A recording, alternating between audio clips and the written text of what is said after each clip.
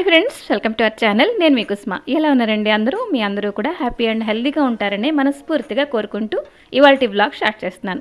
మరి ఇవాల్టి వ్లాగ్ ఏంటి అని అంటే, ఇది 1వ తారీఖు రోజు షూట్ చేసిన వీడియో అనమాట. ఇంకాను వినాయకుడు నిమజ్జనం కూడా అయిపోయిందండి. ఇంకా టీటీడీ క్యాలెండర్ మారుస్తున్నాను. ఈసారి అయితే స్వామి అమ్మవార్లకి డ్రై ఫ్రూట్స్ తోటి అలంకరణ అండి. ఎంత చక్కగా ఉందంటే నేను దగ్గరుండి చూస్తున్నాను. పిస్తా, బాదాం, కిస్మిస్ ఇవన్నీతో చక్కగా, అంటే మా అమ్మాయి అక్కడ చదువుతుంది, తనకి పిలిచి మరి చూపిస్తున్నాను, చూడు అలంకరణ ఎంత బాగుంది అని చెప్పేసి. నేను ఈసారి కూడాను టీటీడీ క్యాలెండర్ ఒకటి బుక్ చేస్తానమ్మా నీకోసం అని చెప్పేసి అనింది. ఎందుకంటే ఆ రోజుల్లో అయితే స్వామివారి కళ్యాణం జరుపుకుంటాను, ఇంకా బోల్డని తిరుపతి పూజలు ఇవన్నీ ఉన్నాయి కాబట్టి ఇలా హాల్లో స్వామివారి క్యాలెండర్ ఉంటే నాకు చాలా హ్యాపీగా ఉంటుంది. అండ్ చూసినప్పుడల్లా చాలా పీస్ఫుల్గా పాజిటివ్గా ఉంటుందన్నమాట. ఇంకా నా పనుల్లోకి అయితే వచ్చేసాను.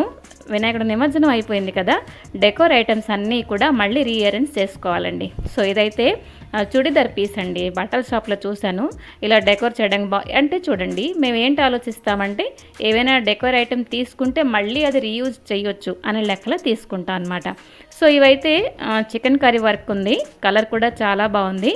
అండ్ అది తీసుకొచ్చేసి కట్ చేసుకొని లాస్ట్ వినాయక చవితి బ్లాగ్ చూశారు కదా, ఆ డెకోర్ అయితే మేము చేసాం అనమాట. ఇంకోటి ఎల్లో కలర్ శారీ అనమాట, అది 150 రూపీస్ అండి. అది కూడాను కట్ చేసి ఇలాగ అంచులు కొట్టేసి పైపులు ఇవన్నీ కూడాను, అంటే ఏవైతే పెద్ద పెద్ద వర్క్స్ ఉన్నాయో అవన్నీ మా వారు ఇంకా మా అమ్మాయి కలిసి చేసేసారు. ఇంకా నా వంతు పెండింగ్ ఉందన్నమాట. సో ఇవన్నీ ఉతికేసి మంచిగా ఫోల్డ్ చేసి దాచుకోవడమే. ఈ క్లాత్ నిండా ఎన్ని స్టెప్లర్స్ ఉన్నాయో, ఎన్ని దారం మొక్కులు ఉన్నాయో నాకే తెలియదండి. ఇంకాను డెకోర్ ఐటమ్స్లోని కొన్ని థర్మోకాల్స్ కూడా వాడాము, అలాగే ఫ్లవర్స్ కూడా వాడామండి. సో అవన్నీ వాష్ చేయడానికి అవ్వదు కదా, అవన్నీ కూడా ఒక అట్ట బాక్స్లో అయితే స్టోర్ చేసి అట్టకు ఎక్కించేసాం అనమాట. అండ్ బట్టల విషయానికి వస్తే ఇదిగోండి, ఇవన్నీ అయితే కొంచెం ఉతికేసి, ఇంకా చిన్న చిన్న బెల్స్, పెద్ద పెద్ద బెల్స్ ఇవన్నీ కూడా రకరకాలు ఉన్నాయన్నమాట. అంటే ఒకటి మనం మండపం తయారు చేసామంటే ఎంత హార్డ్ వర్క్ ఉంటుంది అని అంటే చాలా టైం పడుతుంది అనమాట. ఇంకా ఇదిగోండి వచ్చేసాను, నా బీరువా అనమాట. ఇది గోడ్రేజ్ బీరువా. మీలో ఎవరికైనా ఐడియా ఉన్నదా? ఇది షార్ట్ వీడియో అప్లోడ్ చేసినప్పుడు కూడా ఇలానే అడిగాను. ఇది నా పెళ్ళప్పుడుదనమాట. మా అమ్మ వాళ్ళు నాకు శారీ కింద ఇచ్చారు. పరుపు ఇవన్నీ కూడా ఇస్తారు కదా, లైక్ చలిమిడి, మినప్సొన్ని, అవన్నీ తిండి ఐటమ్స్ అయితే ఈ వస్తువుల్లోని ఈ బీరువా అనమాట. అప్పట్లో బుట్టో 5,000 రూపాయలు అనమాట. అంటే అప్పట్లో 10 గ్రాముల బంగారం కూడా వచ్చేసేది. ఇవాళ రేపు చూడండి రోజులు ఎలా మారిపోయి, అసలు ఈ బీరువా అసలు ఇవాళ రేపు కనబడట్లేదు. ఏమైనా అంటే కబోర్డ్స్ ఉంటున్నాయి, అందులోనే పెట్టేస్తూ ఉంటాం. కానీ ఈ బీరువాలో ఎన్ని వస్తువులు పడతాయి అంటే మాటలో చెప్పడానికి లేదు. సో ఇంకా బట్టలని అంటే క్లాత్స్ అన్నీ దాచేసాను కదా, అంటే ఒక మెమరీ అనమాట. నా శారీస్ అన్నీ కూడా, ఈవెన్ పెళ్లి బట్టలు కూడా నేను ఉంచుకున్నాను. రీసెంట్గా పెళ్లి శారీస్ అంటే పెళ్ళిలో కొన్న శారీస్ కూడా నేను మన వీడియోస్లో కూడా కట్టుకుంటున్నాను అనమాట. మీలో ఎంతమందికి పెళ్లి బట్టలు ఇంకా ఉన్నాయో కామెంట్ చేయండి. సో ఇదిగోండి, ఇంకా బ్రేక్ఫాస్ట్కి వస్తే సింపుల్గా దోశలేనండి. ఇది ఒక్క ఐటమే నాకు చాలా ఈజీగా అవుతుంది. ఏ రోజైతే చపాతీ కానీ లేకపోతే పూరి కానీ ఇలాంటివి ఏమైనా అన్నారనుకోండి, అంతే నా పని. చాలా టైం టేకింగ్, మరి ఏంటి లేదు. సో టిఫిన్ అయిపోయింది. ఈరోజైతే నిమ్మకాయ పొక్కుడుకాయ చేస్తున్నాను. ఎందుకంటే పులిహోర చేద్దామని బోల్డని తెచ్చేసారనమాట. సో నేను ఒకటో రెండో వాడాను, మిగతావన్నీ ఉండిపోయాయి. సో అలా ఉండిపోతే పాడెత్తాయి కదండి. చాలా పెద్దగా ఉన్నాయి, బోల్డ్ అంత జ్యూస్ ఉన్నదనమాట. సో ఇదిగోండి, సీడ్స్ తీసేసి చిన్న చిన్న ముక్కలు అయితే కట్ చేసుకుంటున్నాను. ఇదైతే చాలా టేస్టీగా ఉంటుందండి, నోటికి మంచి రుచి వస్తుంది. అయితే ఇక్కడ కుక్కర్లో వేసేస్తాను. ఆ తర్వాత కొంచెం సాల్ట్ ఎక్కువ పడుతుందండి. అంటే నార్మల్ వంటల్లో మనం 1 స్పూన్ వేస్తే ఏవైనా, దీంట్లో 2 స్పూన్లు వేస్తాం అనమాట. ఇంకా కొంచెం పసుపు వేసేసి కాస్తంత నీళ్లు పోసి ఒక 4-5 సీటీ వచ్చిన వరకు, లైక్ ఎలాగంటే నిమ్మకాయ తొక్క కూడా మెత్తబడిపోతుంది ఆ లెక్కలో. ఇదైతే మన కడాయిలో ఒకళ్ళు ఉడికించామనుకోండి, తొక్క గట్టి అయిపోతుంది అనమాట, మనం తినలేం, పారిస్తాం. ఇలాగైతే చాలా సాఫ్ట్గా ఉంటుంది. చక్కగా పప్పు అన్నట్లు కానీ లేకపోతే మజ్జిగ అన్నట్లు కానీ హ్యాపీగా తినొచ్చు. సో కొంచెం ఆవాలు, జీలకర్ర అండ్ జీలకర్ర కాదు, మెంతులు, అలాగే కరివేపాకు వేసిన తర్వాత ఉడికించిన నిమ్మకాయ ముక్కలు ఆ వాటర్తో సహా వేసిస్తానమాట. ఇంకా ఒక 2 ఫుల్ స్పూన్లు అయితే చిల్లీ పౌడర్ వేసానండి. ఇదైతే ఎక్కువ కారం ఉండదు. 3 మ్యాంగో ఉంది కదా, పికల్స్ కోసం తీసుకొస్తాం, అదైతే యూస్ చేశానండి. ఆ తర్వాత ఇది అసలు పాడవదు, వాటర్ కలిపాము అని మనం బాధపడక్కర్లేదు, చాలా రోజులు ఉంటుందండి. ఇంకా మెంతు పొడి కొంచెం వేసాను, అంటే కొంచెం ఆవాలు ఇంకా మెంతులు డ్రై రోస్ట్ చేసేసి పొడి చేసి నేను ఎప్పుడు ఉంచుతానండి, పచ్చడి ఐటమ్స్లో వాటిలో వేస్తూ ఉంటాను. సో ఒక 2 స్పూన్ల వరకు ఇది వేసాను అనమాట. ఇది కొంచెం ఉడికిపోతే దగ్గర పడిపోతుంది.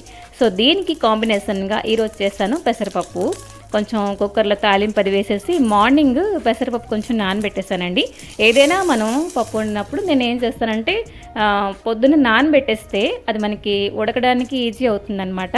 అండ్ గ్యాస్ ప్రాబ్లమ్స్ ఇవన్నీ కొంచెం రావు అని చెప్పేసి, అంటే కొంతమంది పప్పు తినడానికి ఇష్టపడరు కదా. సో ఇదిగోండి పోకుడికాయ అయితే అటువైపు జరిపేశాను. ఇంకా సింపుల్గా ఈరోజు తాలింపు వేసిన వంకాయ కర్రీ.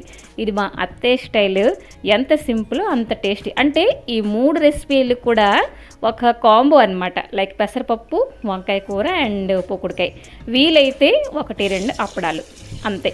ఇంకాను ఇదిగోండి రైస్ పెట్టేశాను అండ్ రైస్ కడిగిన వాటర్ కూడా స్టోర్ చేశానండి.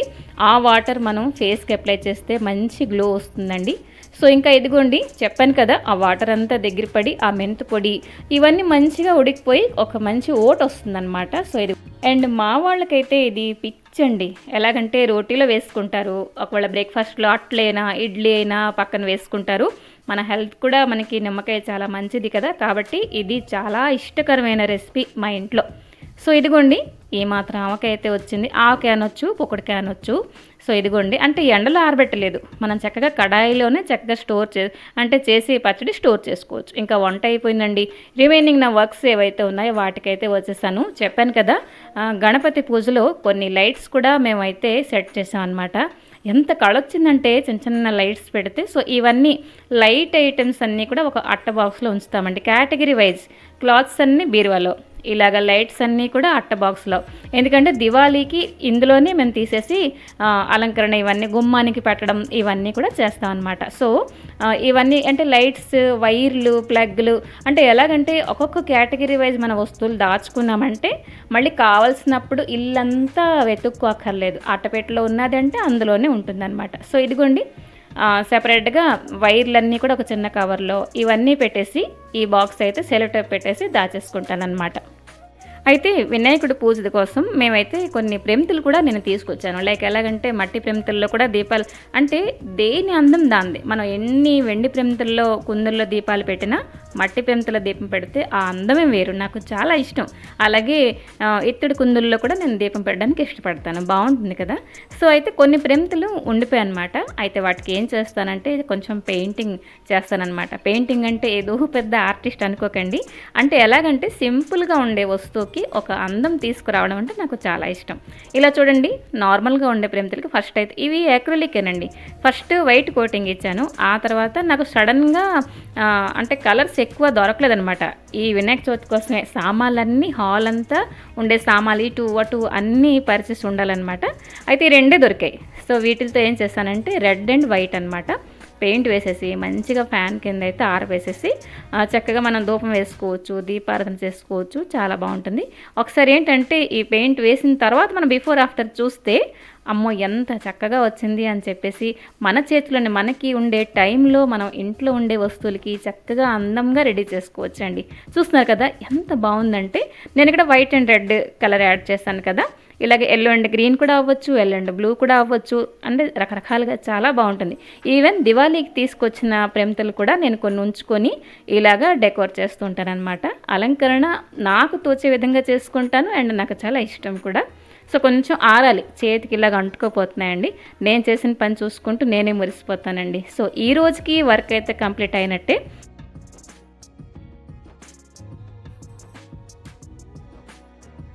చేసా. సో ఇక్కడ చూస్తున్నారు కదా, ఎక్కడ సామాన్లు అక్కడ సర్దేసిన తర్వాత ఇంకొక ముఖ్యమైన పని, చాలా డిఫికల్ట్ టాస్క్ నా కోసం. అదేంటి అని అంటే శారీస్ ఐరన్ చేయాలి. బేసిక్గా మాకు దగ్గరలో ఆ సదుపాయం లేదు. మగవాళ్ళ బట్టలు నేను రెగ్యులర్గా చేసేస్తూ ఉంటాను, అది నాకు ఈజీ. అండ్ శారీస్ అంటే కొంచెం టఫ్ అండి, అందులోని సిల్క్ శారీస్ ఇలాంటివన్నీ అంటే ఐరన్ చేయడానికి చాలా భయం నాకు. ఎందుకంటే ఇంత ఖరీదు పెట్టి కొంటాము, చిన్న కన్నం అయిపోతే కాలిపోయిన బట్టలు మనం వేసుకోవడానికి ఇష్టపడము, రకరకాల సెంటిమెంట్స్ ఇవే వస్తాయి.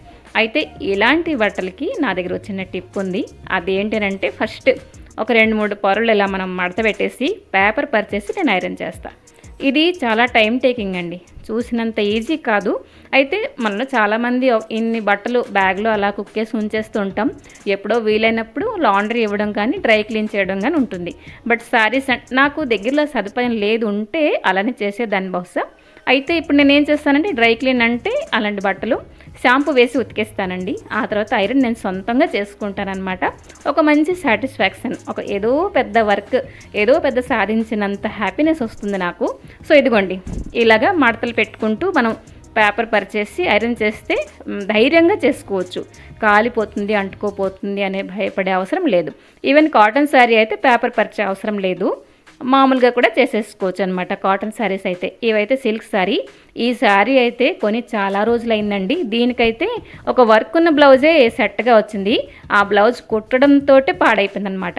ఒక్కసారి కూడా నేను వేయలేదు, ఏదో మ్యాచింగ్ ఉంటే దాంతో సహా వేసేస్తూ ఉంటాను. ఇది అమ్మ కట్టిన శారీ అనమాట. సో ఇది కూడా చక్కగా, అందుకే మనకి కాటన్ బట్టలు ఐరన్ చేయడం ఈజీ అనమాట. ధైర్యంగా చేసేసుకోవచ్చు. ఇలాంటి సిల్క్ కానీ పట్టు శారీస్ కానీ చేయడం అంటే చాలా జాగ్రత్తగా చేస్తాను. చాలా టైం పట్టిందండి, కనీసం గంట సేపు, దగ్గర గంట సేపు పట్టిందనమాట 2 శారీస్. మరి ఇవే చేశాను, చక్కగా బీరోలో దాచేస్తానమాట. సో సరేనండి, ఈ బ్లాగ్ ఇక్కడితో ఆపేద్దామా? నచ్చింది లేదు తప్పకుండా కామెంట్ చేయండి. సబ్స్క్రైబ్ చేయట్లేదు, లైక్ చేయట్లేదు, కామెంట్ కూడా చేయట్లేదు. చెయ్యండి ఒకసారి కామెంట్, సబ్స్క్రైబ్ కూడా చేసుకోండి. మరొక మంచి బ్లాగ్తో మీ ముందరికి వస్తాను. Till then take care and bye bye.